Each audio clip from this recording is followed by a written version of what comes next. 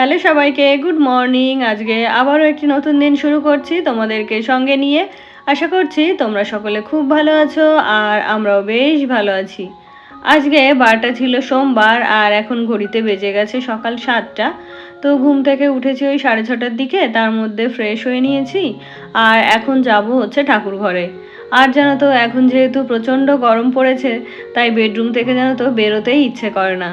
তো সেই জন্য যতটুকু সময় হাতে নিয়ে ঘুম থেকে না উঠলে নয়, ততটুকু সময় আর কি হাতে নিয়ে ঘুম থেকে উঠেছি। আর এখন সোজা চলে এলাম রান্নাঘরে। তো সকালবেলা হচ্ছে বাসি ঘরটা ঝাড় দিয়েছি, আর কিছুই করিনি। তো বাকি কাজগুলো হচ্ছে পরে গুছিয়ে নেব।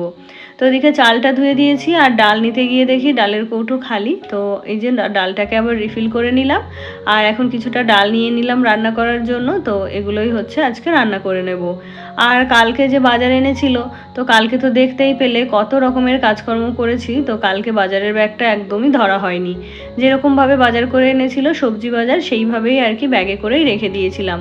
তো সকালবেলায় সেগুলোকে ফ্রিজে রাখলাম আর ওর মধ্যে দেখলাম লাল শাক রয়েছে। তো শাকগুলোকে বের করে নিলাম, যেহেতু শাক জিনিস তো ওটা প্রথম দিনই খেয়ে নেওয়া ভালো, না হলে কয়েকদিন রেখে দিলে ওটা থাকবেই না। মানে কয়েকদিন না, একটা দিনও ফ্রিজেও যদি রাখি তাহলে কিন্তু শাকটা নষ্ট হয়ে যাবে।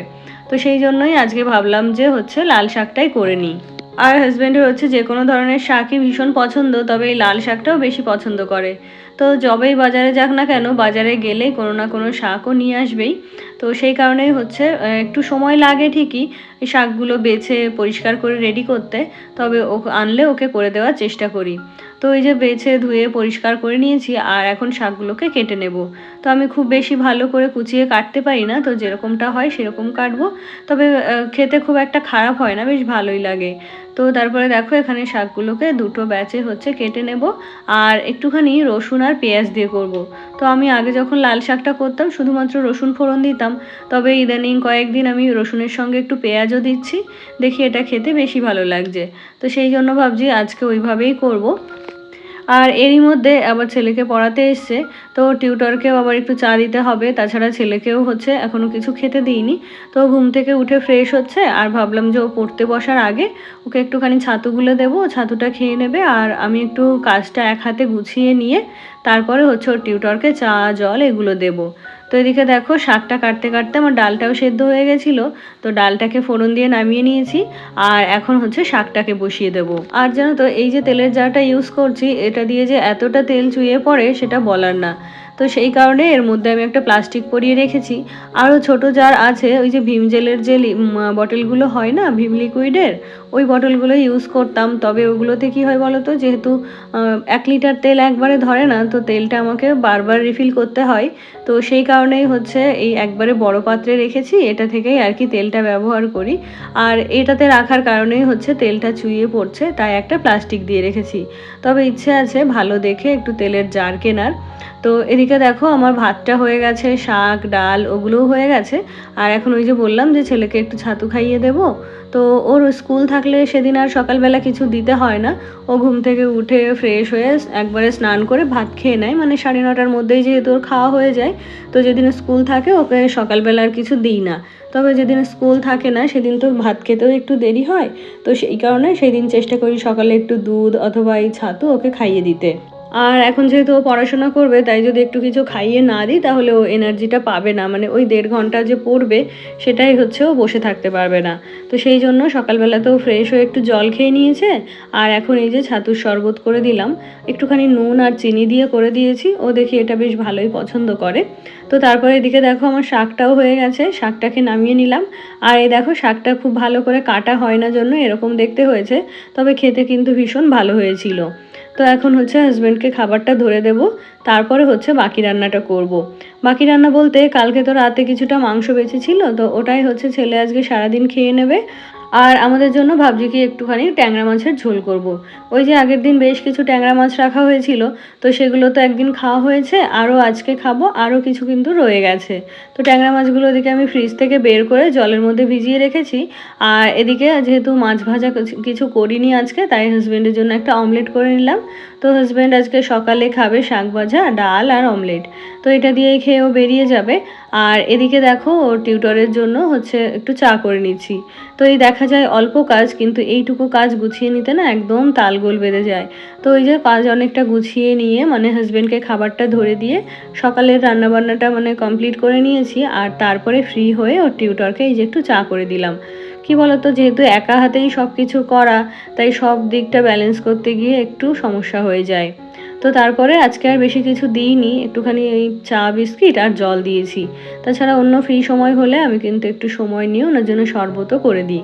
আর হাজব্যান্ডকে বলেছিলাম যে একটু রেডিমেড মিক্স যে শরবতটা হয় সেগুলো এনে রাখতে। তো হাজব্যান্ড বললো কি ওগুলোর থেকে তুমি লেবু জল করে দিও, ওটাই বেশ ভালো। তো সেই জন্য আমি ওনাকে যখন শরবত করে দিই তখন ওই লেবু জলের শরবত করেই দিই। আর হাজব্যান্ডও কিন্তু ওই অফিস থেকে ফিরে লেবু জল মানে নুন চিনির ওই শরবতটাই খায়। তো তারপরে দেখো এদিকে হচ্ছে মাছগুলোকে ভেজে নিয়েছি। আর আজকে মাছগুলো দিয়ে করব আলু দিয়ে একটা ঝোল, মানে ওই জিরে বাটার যে ঝোলটা হয় সেটাই করব।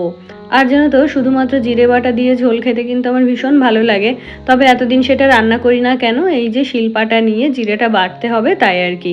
তো সেই জন্য ওই মিক্সারে আদা জিরা লঙ্কা বেটে ওইভাবে ঝোল করি। তবে আজকে একটু সাহস করে ভেবে দেখলাম যে এই যে আমি যে ছোট্ট শিলপাটাটা কিনেছি এটার মধ্যে একবার জিরেটা বেটে দেখি কেমন হয়। তো দেখি যে ভীষণ সুন্দর বাটা হয়। ওই একই রকম সময় লেগেছে, কিন্তু বড় শিলপাটাতে বাটতেও যতটা সময় লাগে এটাতেও কিন্তু ততটাই সময় লেগেছে। তবে শিলপাটার মতোই কিন্তু একদম স্মুথ একটা পেস্ট হয়েছিল।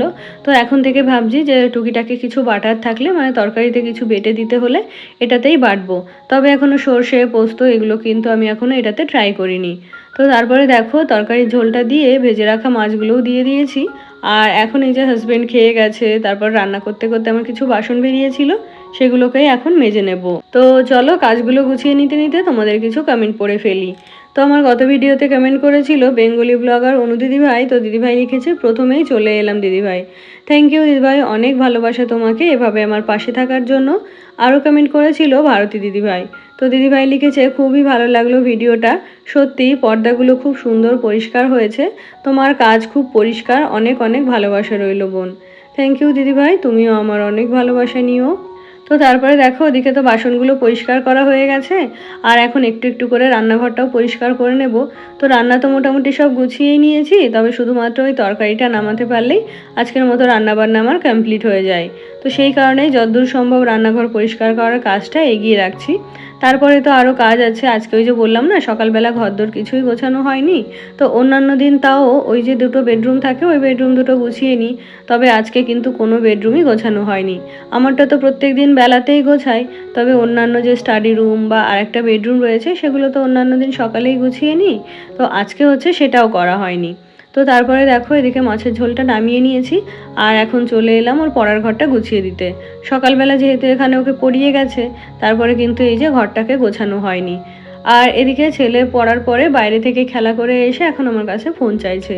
তো এখন তো ফোনটা ওকে দেওয়া যাবে না, কারণ এইটুকু সময়ের মধ্যে আমার সমস্ত কাজ গুছিয়ে নিতে হবে। আর আমার কাজগুলো যেহেতু তোমাদের সাথে শেয়ার করি, তাই সেগুলোকে ক্যাপচারও করতে হবে। তো সেই জন্য ওকে পাঠিয়ে দিলাম, বললাম যে ওর দাদুর থেকে ফোনটা নিতে। আর বেশিরভাগ সময় ওই করে, যেহেতু ফোনে আমার বেশিরভাগ সময়ই কাজ করতে হয়। অবসর সময়ে কি করি, ভিডিওটা যতদূর পারি এডিট করে রাখি। তো সেই জন্য হচ্ছে ফোনটা ও যখন নেয় তখনই কিন্তু আমার কাজের মানে ক্ষতি হয় আর কি। তো সেই জন্য আমি ফোনটা খুব একটা দিতে চাই না। তো বাড়িতে হচ্ছে আমার শ্বশুরমশাইয়ের দুটো ফোন আছে, ওখান থেকেই একটা ফোন নিয়ে নেয়। তবে ওটা যেহেতু নিচে গিয়ে আনতে হয়, তো সেই জন্য সবসময় আর যেতে চায় না। আমার কাছে যখনই না পাই তখন আর কি বাধ্য হয়ে ওই ফোনটা আনতে যায়। তো তারপরে ওদিকে বিছানাটা তো গুছিয়ে নিয়েছি, আর ওর টেবিলটাও এখন ডাস্টিং করে নিলাম। আর কি জানো তো, ও যেহেতু এখন টেবিলে বসে পড়ে না, শুধুমাত্র কিছু লিখতে হলে তবেই হচ্ছে টেবিলে বসে। তাছাড়া কিন্তু যেহেতু ওকে পড়াতে আসে তখন যেহেতু বিছানাতে বসে, তাই ওর বই খাতা সমস্ত কিছু আর কি বিছানাতেই গুছিয়ে রাখি। আর ওই যে তোমাদেরকে বললাম না যে বই খাতা গুছিয়ে নিয়ে বসতে পারে না, তো সেই কারণে মানে ছড়িয়ে ছিটিয়ে পড়ে। তো সেই কারণে টেবিলের ওই অতটুকু জায়গায় ওর হয় না, বই খাতা নিয়ে একদম ভর্তি করে রাখে। তো সেই কারণেই ওর বইগুলো সব আমি বিছানাতেই ধরে দিয়েছি। তারপরে ওদিকে স্টাডি রুমটা ক্লিন করে এখন চলে এলাম সোফাটা ক্লিন করতে। তো বেশ কয়েকদিন ধরে ভাবছি যে এই সোফার যে কাভারটা সেটাকে একটু পরিয়ে দেবো, না হলে এই মানে অনেক সময় নষ্ট হয়ে যেতে পারে, তো ভয়ে ভয়েই রয়েছি। তো ওই কাভারটাকে আবার কাচতে হবে, কেচে তারপরে ভাবছি ওটাকে পরিয়ে দেবো। না হলে আমার ছেলে যে সমস্ত জিনিসপত্র নিয়ে খেলাধুলো করে, কাঁচি ছুরি, তো ওই সমস্ত দিয়ে যদি একবার ওটা কেটে যায় তাহলে তো জিনিসটা নষ্ট হয়ে যাবে। তাই খুব তাড়াতাড়ি আর কি সোফাটার কাভার ভাবছি পরিয়ে দেবো। তো তারপরে চলে এলাম আমার বেডরুমে। তো এখন জানো তো জানলাগুলো খুলতেই ইচ্ছে করছে না, খুললেই ওই যে গরম রোদের তাপ, তো সেই কারণে এখন হচ্ছে কোনো ঘরের জানলাই আমি খুলছি না। আর এইদিকে দেখো কালকে যে ফটোটা টানানো হয়েছে সেটা আর কি জানলার উপরে একদম মিডিল বরাবর টানানো হয়েছে।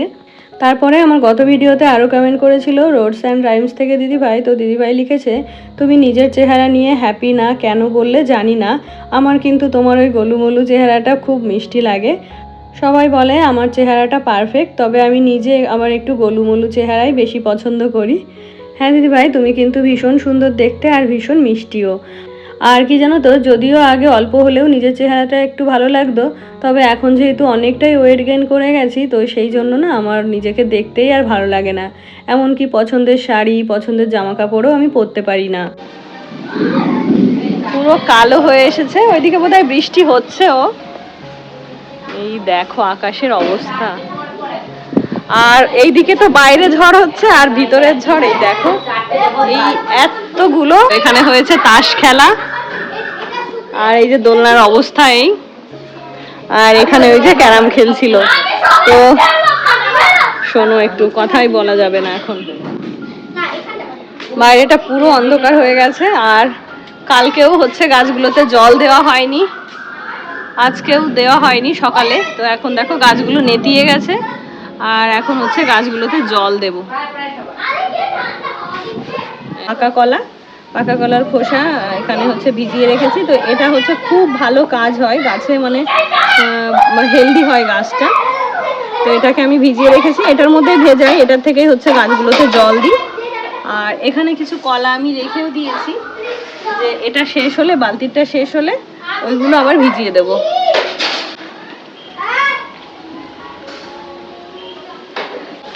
তো চলো গাছগুলোকে এখন জল দিই। ও আর যেটা বলছিলাম এতদিনের অপেক্ষা, তো এই দেখো রজনীগন্ধা ফুলও ফুটেছে। তো সেটা তোমাদের একটু দেখায়। এই দেখো ফুল ফুটেছে। তো এগুলো হচ্ছে দেশি যে ফুলগুলো হয় সেগুলোই। তো তারপরে বিকালবেলা যেহেতু মেঘ করেছিল আর আশেপাশে কোথাও একটা বৃষ্টি হচ্ছিল, তো সেই জন্য ওয়েদারটা কিন্তু ভীষণ ঠান্ডা ছিল। তাই আর কি ছাদে চলে এলাম। আর এই যে এতগুলো বাচ্চা ছাদে যে খেলছে, আমার ভীষণ ভয় লাগে। ওরা যখনই ছাদে আসে তখন কিন্তু আমি নিচে একদম নিশ্চিন্তে থাকতে পারি না, কখন জানি কার্নিশের ধারে চলে যায় বা কেউ কাউকে ধাক্কা মেরে দেয়। তো সেই টেনশনে ওরা যখনই ছাদে আসে আমি ওদের সঙ্গে আসার চেষ্টা করি। তো তারপরে দেখো নিচে চলে এলাম, প্রচণ্ড ঝড় উঠেছিল, তার সঙ্গে বাইরে হচ্ছে মুষলধারে বৃষ্টি। মানে এত স্পিডে বৃষ্টি হচ্ছে যে আমাদের পুরো ঘরের জানলাগুলো নিচ দিয়ে ঘরে জল চলে এসছে। আর বলতে গেলে প্রতি সেকেন্ডে সেকেন্ডে বজ্রপাত হচ্ছিল। তো সেই কারণে শ্বশুরমশাই নিচে থেকে এসে বললেন যে ফ্রিজের কানেকশান, তারপরে এসির কানেকশানগুলো খুলে দিতে। তো ওগুলো সব আনপ্লাগ করে রেখেছি। আর এখন চলে এলাম, ছেলে বায়না করছে যে বৃষ্টি হচ্ছে, তাই ওকে এখন ম্যাগি করে দিতে হবে। তো ওর জন্যই এখানে ম্যাগি নিতে চলে এলাম। তবে সন্ধ্যাবেলা যেহেতু ওকে দুধটা দিই, তো সেই দুধটা এখন আর ওকে দেওয়া হলো না। আগে ম্যাগিটা খাবে, তারপরে হচ্ছে ঘন্টাখানেক পরে ওকে দুধটা দেবো। আর প্রত্যেক দিনই যেহেতু দুধ নেওয়া হয়, তো সেই কারণে হচ্ছে একদিন যদি দুধটা না খায় তাহলে কিন্তু অনেকটা দুধ জমা হয়ে যায়। তো এদিকে ফ্রিজে প্রায় আমার 1 লিটার মতো দুধ জমা হয়ে আছে। তো ওটা দিয়ে কিছু একটা করব করে আর করাই হয়নি। তারপরে এখন তো আবার ফ্রিজটাও চলছে না, তো দুধটা ভালো থাকবে নাকি জানি না। তারপরে আমার গত ভিডিওতে আরও কমেন্ট করেছিল পূজা। তো পূজা লিখেছে যে তোমার আগের ছবিতে যেমন তুমি মিষ্টি দেখতে ছিলে, এখনও কিন্তু তোমাকে মিষ্টি লাগে। ওয়াশিং মেশিনে পর্দা কাচলে রিংগুলো ভেঙে যায় না? আমি তো ওই ভয়েই দিই না। খুব সুন্দর ব্লগ, রুটিগুলো বেশ সুন্দর ফুলেছে। থ্যাংক ইউ বান্ধবী। আর কি বলতো, ওয়াশিং মেশিনে পর্দাগুলো দিলাম, রিংগুলো কিন্তু একটাও নষ্ট হয়নি, জানি না কেন। এগুলো প্লাস্টিকের রিং তো তার জন্য খুব একটা নষ্ট হয় না। তবে আগের পর্দাগুলো যেহেতু আমার ওই একটু লোহার রিংগুলো ছিল, তো সেগুলো দেখতাম এমনিতেই খুলে বেরিয়ে আসতো। তো আমার পর্দাগুলোর রিং তো ভাঙেনি, তবে একটা ভিডিওতে দেখছিলাম যে ওয়াশিং মেশিনে পর্দা কাচার সময় ওই রিংগুলোকে একসাথে করে বেঁধে দেয়, মানে পর্দাগুলোর ওই রিংয়ের মধ্যে কিছু একটা দিয়ে দড়ি টড়ি, তো ওটা দিয়ে বেঁধে এক জায়গায় করে দেয়। তো তারপরে দেখো এদিকে হচ্ছে ছেলের জন্য দুধটাও নিয়ে নিচ্ছি। আর এখন ঘড়িতে বাজছে 9টা, তো হাজব্যান্ডও ফিরেছে। তো কিছুক্ষণ পরেই যেহেতু আমরা ডিনার করব ওই 9:30 থেকে 10টার মধ্যে, তো হাজব্যান্ড বললো যে এখনই ওকে একটা কিছু টিফিন দিতে। তো আমি বলছিলাম কি যে রাত 9টার সময় বাড়ি ফিরে 9টার সময় আবার টিফিন খাবে, তাহলে রাতে ডিনার করবে কখন? তো কিছুতেই শুনছিল না, তাই আর কি অল্প করে আর কি ওর জন্য একটু মুড়ি মেখে দিচ্ছি। আর জানো তো এই মুড়ি মাখাটা আমাদের দুজনেরই ভীষণ পছন্দের। তো এখন যতটুকু মাখছি এটা কিন্তু আমাদের দুজনের জন্যই মাখছি, তবে অন্যান্য দিন কিন্তু এর ডাবল মুড়ি আমি মাখি। তো আজকে ওই যে কিছুক্ষণ পরেই যেহেতু ডিনার হবে, তাই অল্প পরিমাণেই আর কি মুড়িটা নিয়েছি। আর আমার গত ভিডিওতে আরও কমেন্ট করেছিল সামিয়া আক্তার, আর কমেন্ট করেছিল রিয়া দাস। তো রিয়া লিখেছে যে দিদি কলকাতায় কেমন গরম। তো আমাদের এদিকে তো ভীষণ গরম, আমরা ওই যে বৃষ্টির অপেক্ষা করছি, তবে আজকে যেহেতু বৃষ্টি হয়ে গেল তাই কিন্তু গরমটা এখন একটু কম লাগছে। তো তারপরে দেখো এই জানলাতে যে ফুলের গাছগুলো এনে রেখেছিলাম না, সেখানে ফুল ফুটেছে। তো সন্ধ্যা 7টার দিকেও দেখলাম এটা কুড়িই রয়েছে, তবে এখন ওই রাত 9টা মতো বাজে। এখন চোখ পড়তেই দেখি সেই কুড়িটা ফুটতে শুরু করেছে। তো এই সাদা ফুলগুলো তো রাতের বেলাতে ফোটে, তাই আর কি এখন এই ফুলটা ফুটলো। আজকে তবে এখানেই শেষ করছি, দেখা হচ্ছে নেক্সট ব্লগে, টাটা।